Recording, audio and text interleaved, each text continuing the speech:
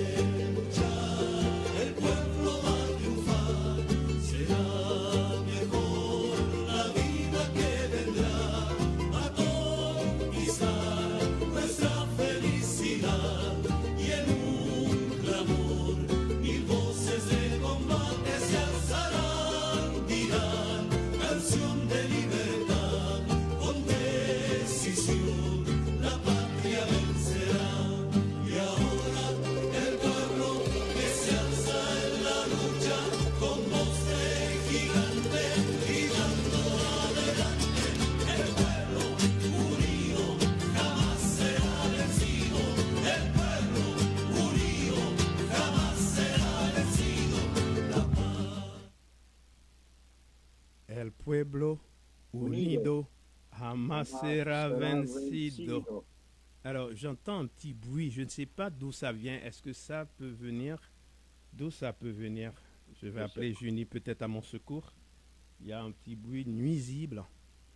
Qu'est-ce que ça veut dire? Qu'est-ce que ça veut dire? Je ne sais pas. Comment tu vas, Don? Je vais très bien, je vais très bien. Tu vas bien? Tu vas bien? Oui, oui, oui, oui. Parfait, parfait. J'ai écouté un peu ce que Jean-Ernst puis Jean-Fils Aimé avaient à dire. Mhm. Il a oublié de nous dire que c'est notre émission à nous qui fait avancer les choses pour Haïti. C'est pas eux autres. Moi, je suis assez tanné de l'entendre, lui, Jean-Fils Aimé, là, qui se fait avoir et toutes sortes de choses. Oui, mais sauf que Jean prend position avec nous. Tu sais, dans ce cas particulier, on va utiliser ce qu'on appelle la contradiction principale. Tu te rappelles ce que les Chinois avaient fait contre les Japonais lors de la guerre? Donc à ce moment-là, ils s'étaient unis avec toute la force, c'est-à-dire Kuomintang, Chiang Kai-shek, justement, contre les Japonais. Donc c'est ce qu'on appelle la contradiction principale. Donc à ce moment-là, Jean, dans ce cas-là, est viscéralement contre l'intervention. Tout à fait, je suis d'accord avec lui, puis je suis entièrement d'accord avec lui. Tout à fait. Avant d'oublier, il faut faire la première annonce pour le 18 février, demain, samedi. Oui. C'est l'annonce, finalement, de l'Assemblée populaire de la communauté haïtienne sur Haïti. Oui, monsieur. La huitième ou la 9e. Oui, monsieur. Et effectivement, à l'appel retrouvé, 17h30, pour justement discuter de le possible, finalement, débarquement des troupes américains et canadiens.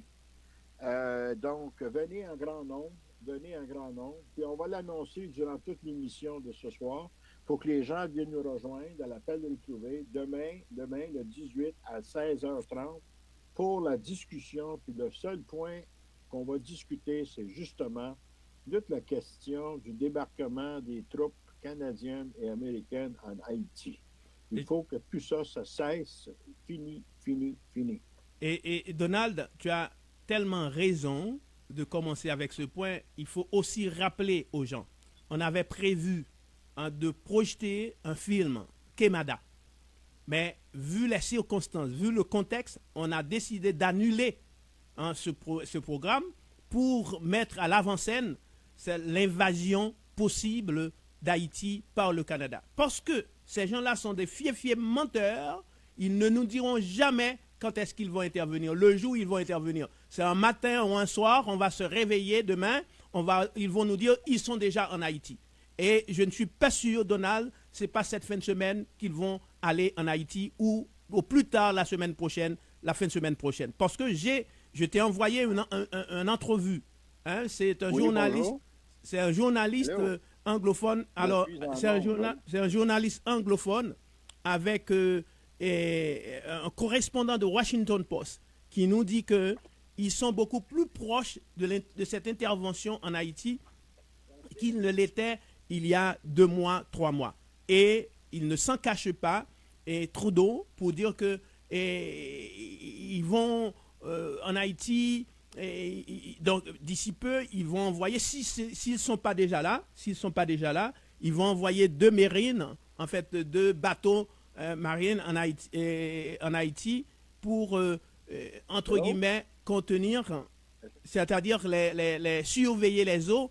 Et si je comprends bien, parce que, dit-on, à un certain moment, les bandits utilisent aussi la mer pour empêcher que les gens s'échappent. Moi, je suis d'accord avec Jean-Ernest qui nous disait tout à l'heure, parce que j'étais en onde avec lui, qui disait que, d'après lui, ces gens-là, ces bateaux-là seront là-bas, c'est pour empêcher au peuple haïtien de fuir la terreur que le Canada, les États-Unis, la France ont installée dans ce pays.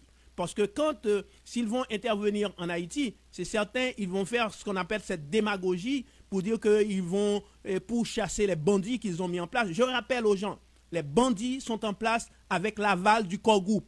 Qui se trouve dans le corps groupe. Parce que les faits historiques sont importants, Donald. Parce que je dis souvent, seule la science peut être notre guide légitime.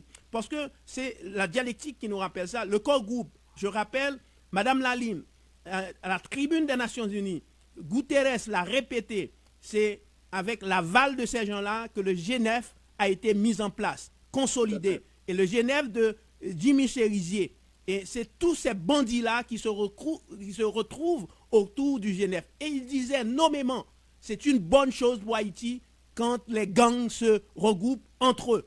Donc c'est le Guterres, secrétaire général des Nations Unies, et Madame Lalime, représentant du secrétaire général des Nations Unies en Haïti, qui est une États-Unienne. Donc, ces faits-là sont importants qu'on rappelle, parce qu'il y a beaucoup de gens qui n'ont pas de mémoire. Il y a beaucoup de gens qui ne savent pas ces genres de choses. Vas-y, Donald, vas-y. Il y a beaucoup de monde, malheureusement, qui croit encore que le Canada est bon et que les États-Unis sont bons. Mm-hmm. Mais là, il faut arrêter ça, là. Il faut arrêter ça, là. Tu sais, je veux dire, je m'excuse, là, je vais dire quelque chose qui va être assez frappant. La communauté haïtienne, il va falloir qu'elle lâche, finalement, son appui au Parti libéral du Canada. C'est clair, net et précis, là. Écoutez, là, on va envoyer des troupes. Tout le monde le dit, que les peuples haïtiens, présentement, ne veulent pas de troupes sur le sol de Haïti. Tout le monde le sait, ça. Tout le monde le dit, d'ailleurs. J'ai écouté les programmes cet après-midi que tu m'as envoyés, Ishmael, puis j'ai regardé, c'est clair, net et précis, là.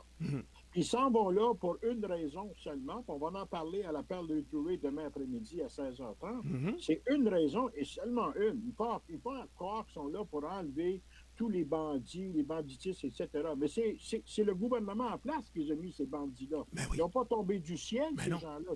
C'est pas des Pères Noël, ce monde-là. Écoutez, là. Et donc, ça veut dire, clairement, on s'en va là pourquoi? Les élections. Les élections, puis déjà, tout mettre ça sous la couverture. Ça veut dire tout arriver, puis là, après quelques semaines, on va dire, la paix est arrivée, on a une élection, tout est beau dans le meilleur des mondes. Pendant ce temps-là, le peuple haïtien va continuer à crever et se faire exploiter comme il l'a fait depuis des années, particulièrement par les États-Unis, le Canada et la France. Là, il faut que ça cesse tout ça, là. Et je rappelle, le gouvernement, le régime au pouvoir, c'est la 4e version du PHTK. PHTK qui a armé. Je rappelle un fait, parce que c'est important que je rappelle ce genre de choses. Parce que moi, en même temps, je fais de l'analyse politique, mais en même temps aussi, il faut rappeler ces faits, parce que les faits, on ne les fabrique pas. Les faits sont là, Les faits sont dits. Et Jovenel Moïse, avant de mourir, disait, et vous voulez que je m'en aille? Et ces gens-là, avec tant d'âme que je laisse, qu'est-ce que vous allez en faire? Il l'avait dit clairement. Il l'avait dit. Que ces gens-là, ce sont les gens qu'ils avaient mis en place, que PHTK a mis en place. Donc, quand on se retrouve avec des gens comme ça, qu'on a armés, des groupes qu'on a armés, beaucoup de gens vont dire non, ils ne sont pas les seuls à armer les bandits, ça a commencé. Foutaise, c'est faux. Parce que souvent, pour justifier leurs bêtises, ils font appel à la Valace, pour dire que la Valace n'est pas au pouvoir depuis plus de 19 ans. Entre-temps, il y a eu le gouvernement de la tortue. Quand les États-Unis sont intervenus dans le pays, ils ont kidnappé Aristide. Donc, il y a eu le gouvernement de la tortue. Il y avait eu 2 gouvernements de Préval. Il y a le gouvernement de Martelly. Toutes ces choses-là n'existaient plus. Donc, c'est le PHTK pendant 12 ans qui a mis en place cette formation de bandits, de voyous, parce que ces gens-là voulaient se maintenir au pouvoir, parce que ces gens-là ont dilapidé, volé presque de 4,9 milliards de dollars que le Venezuela avait donné pour le développement d'Haïti. Ils ont dilapidé ça en un rien de temps. Ils ne voulaient pas que les gens se révoltent. Et parce que les gens voulaient sortir des bidonvilles pour manifester contre eux, ils ont armé les bandits pour empêcher que les gens manifestent. Point barre. C'est le temps, je pense, pour la communauté haïtienne de dire non à toutes les mêmes solutions qu'ont mis de l'avant le Canada, les États-Unis et la France. C'est toujours une répétition constante, sans cesse, qu'à un moment donné, il faut dire non. Il faut dire non. Oui, la situation, elle est difficile, elle est même désastreuse et catastrophique pour le peuple en Haïti, c'est évident. Mais le soutien qui vient des communautés de diaspora, particulièrement ici à Montréal, est important. Dans ce sens-là, ça veut dire que cette communauté haïtienne à Montréal doit soutenir le peuple haïtien, leurs frères et leurs sœurs, leurs cousins et même des gens qui sont encore membres de leur famille, leur mère et leur père. C'est ça qu'il faut comprendre, là. Et un débarquement de troupes, mes amis, n'oubliez jamais ça, là. C'est pas là pour la paix, ça. Ça, c'est pas là pour la paix. C'est pour mettre une autre dictature en place pour soutenir celle qui est déjà là. Et donc, c'est dictature sur dictature sur dictature sur dictature pour exploiter encore davantage le peuple haïtien là-bas. Puis, effectivement, la communauté ici à Montréal doit dire non. C'est fini tout ça. Puis à un moment donné, ça veut dire que la bataille pour libérer le peuple haïtien sur son propre sol, c'est une bataille à longue haleine. Il faut commencer par dire non aux troupes canadiennes puis aux troupes américaines sur le sol haïtien. Ça, c'est clair. Sinon, on n'arrivera jamais. Jamais, jamais. Hein? Puis qui va payer à la longue face à tout ça? C'est toujours le peuple haïtien. Tout le temps, tout le temps, tout le temps. Puis pourtant, le peuple haïtien, depuis quelques années, commence à parler de peut-être avoir une démocratie populaire. Imaginez-vous.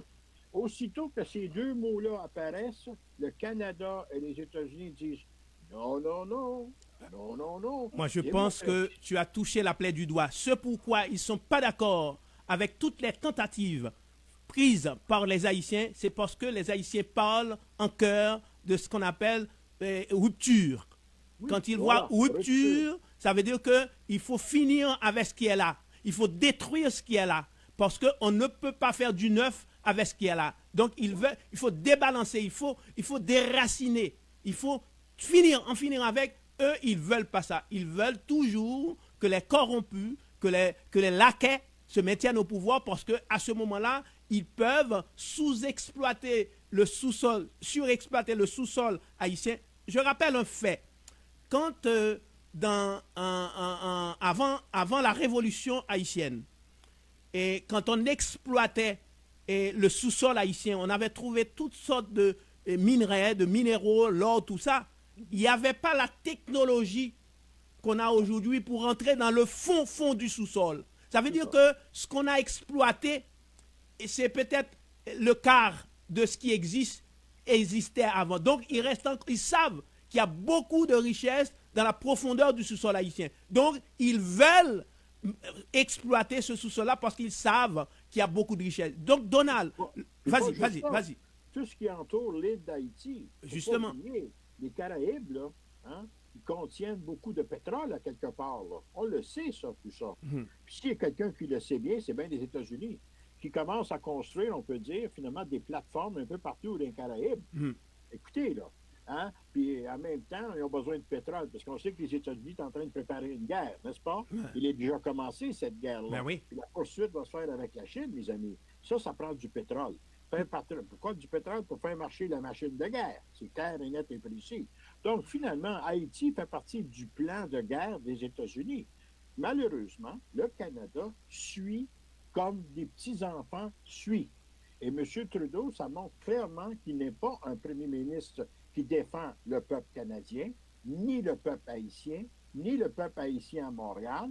Il suit toujours son maître, qui est l'impérialisme américain. M. Trudeau me rappelle comme deux gouttes d'eau. Donald, M. Tony Blair. Est-ce que tu rappelles Tony Blair de la Grande-Bretagne, qui suivait à la lettre ce que l'États-Unis, le président états-unien disait? Il n'avait aucune pensée pour lui-même, c'est-à-dire qu'il ne pouvait pas réfléchir. M. Trudeau fait exactement ce que Tony Blair faisait, tout, exactement la même chose. Par contre, ce que je dois rappeler aux gens aussi, que je sache, en tout cas Donald, peut-être tu en sais plus que moi, je n'ai jamais su que le Canada avait des bateaux marins dans les eaux et des pays étrangers pour aller faire quoi que ce soit. Le Canada, pour moi, est en train de se servir d'Haïti comme laboratoire, comme apprenti, hein, c'est-à-dire empire, pour faire en sorte, pour montrer qu'ils ont ce qu'on appelle de la force. D'ailleurs, on reproche au Canada, un peu partout, de ne pas avoir assez de force. Donc, c'est sur Haïti. Canada veut servir d'Haïti comme laboratoire pour montrer qu'ils sont capables de faire des choses. Néanmoins, aujourd'hui, Donald, moi, je pense qu'il y a un fait qu'il faut admettre et considérer. C'est que, vas-y, Donald, parce que je dois recevoir quelqu'un. OK, vas-y. Non, tu disais, Ishmael, que le Canada n'a pas nécessairement des navires de guerre qui se promènent un peu partout dans le monde. C'est faux. Et non, ils n'ont pas beaucoup, mais ils le font. Il y a quand même, avec l'invasion qui a eu lieu, finalement, contre Kadhafi, il y avait deux navires de guerre du Canada dans la flottille, avec les Américains, les Français, les Britanniques. Puis plus, il y avait aussi des avions de chasse qui n'avaient envoyé seulement deux. Il y avait seulement deux, finalement, mais finalement, dans finalement, les bases militaires que l'Italie avait mis à offrir à tout l'OTAN pour attaquer Kadhafi. Donc, le Canada a des navires un peu partout dans le monde. Ils ne sont pas énormes. Il faut quand même le dire, le Canada, c'est une petite puissance. Il se comporte parfois comme une grande puissance, mais c'est une petite puissance. Donc, vis-à-vis Haïti, il joue un rôle assez épouvantable, assez rétrograde. Il n'y a pas de progressisme dans la position du Canada, mais pas du tout. Le Canada, en faisant ce qu'il fait présentement avec Haïti, c'est démontrer évidemment que le Canada a toujours été un pays qui a défendu le plus petit. C'est connu, ça. Au niveau de la diplomatie, puis même au niveau de certaines guerres mondiales, le Canada a participé. Là, qu'est-ce qu'on voit, là? C'est pas soutenir les petits, c'est écraser les petits. Ça veut dire que la politique de M. Trudeau, Justin Trudeau, est une politique impérialiste, mes amis. Impérialiste, il faut le dire ouvertement. Il suit le monstre des États-Unis qui dicte, surtout dans l'hémisphère nord de l'Amérique, des Amériques, de comment faire finalement la guerre. C'est extrêmement malheureux. Je souhaite que non seulement la communauté haïtienne de Montréal ou d'autres communautés haïtiennes à travers le Canada, mais qu'aussi le peuple canadien dise non, il faut effectivement rejeter cette politique impérialiste de la part du Canada. Alors, Donald, cela dit, Donald, il faut aussi rappeler cela. Aujourd'hui, il y a deux camps. Il n'y a pas place pour trois camps. Il y a deux positions. Soit on est pour ou on est contre.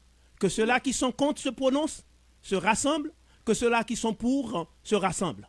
Moi, c'est comme ça que je le vois et je pense que ceci soit clair.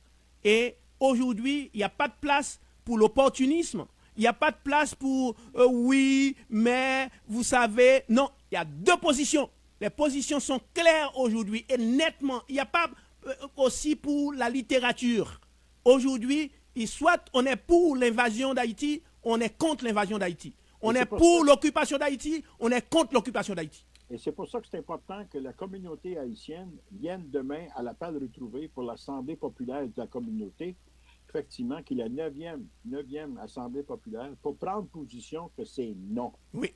Non. Oui. Demain, c'est important. Oui. Puis à partir de demain, cette Assemblée-là, ça va être le début d'une autre étape. Oui. Pour la libération du peuple haïtien. Oui. C'est clair, oui. net et précis. Oui. Donc, venez en grand nombre. On veut entendre cette communauté-là dire non. Oui. On n'est pas d'accord. Non, on n'est pas d'accord parce qu'il y a beaucoup de gens, quand on leur donne le micro, ils vont « Oh, je fais ceci, je fais cela ». Non, on a besoin de vous voir. On a besoin que vous vous prononciez, que vous preniez position pour dire parce que c'est le moment ou jamais. Parce que peut-être demain, il sera trop tard. Parce que je me rappelle très bien, je n'étais pas là, mais l'histoire nous le rappelle. C'est-à-dire, en 1915, c'était exactement la même chose. Ceux-là qui voulaient que les États-Unis interviennent dans le pays, quand il y avait une lutte en Haïti, les gens se cherchaient.